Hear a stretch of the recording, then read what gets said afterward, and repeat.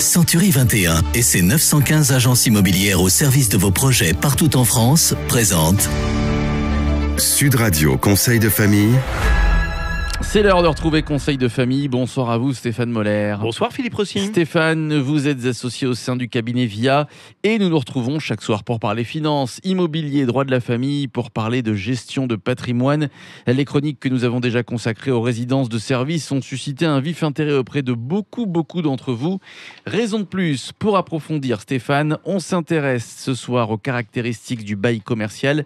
Mais juste avant, pour vous qui nous rejoignez peut-être, rappelons ce qu'est une résidence de service. Eh bien, c'est un immeuble dont les copropriétaires ont décidé de confier unanimement la gestion à un exploitant hôtelier. Cette exploitation se fait au travers de ce fameux bail commercial dont la durée peut aller jusqu'à 12 ans.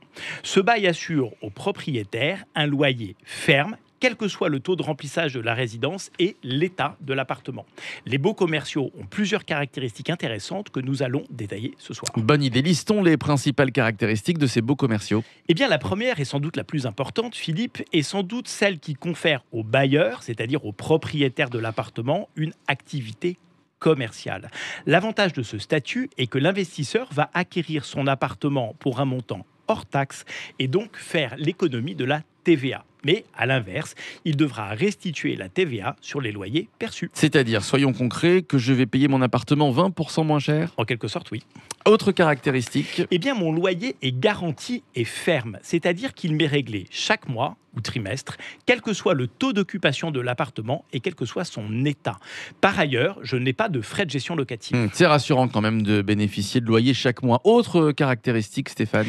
Eh bien, il n'y a aucune charge d'entretien de l'appartement. Elles sont toujours à la charge du preneur à bail.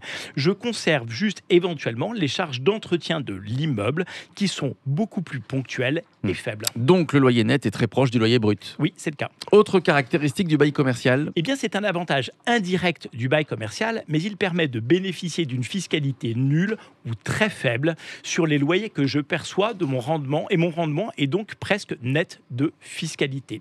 Mais nous parlerons de cette fiscalité particulière dans une prochaine chronique. Stéphane, quels sont maintenant les inconvénients du bail commercial ? Eh bien, à condition de bien choisir son exploitant, il y en a assez peu. Si l'exploitant est notoirement solvable, il va payer les loyers probablement très au-delà de la durée du premier bail. Si je veux faire un investissement immobilier, est-ce que je peux vous appeler ? Vous pouvez me laisser un message sur le site de Conseil de famille, j'y répondrai avec plaisir. Merci à vous Stéphane. Conseil de famille à retrouver en podcast sur notre site sudradio.fr et vos questions évidemment sur le site de Conseil de famille, conseil avec un s-2-famille.com. À demain.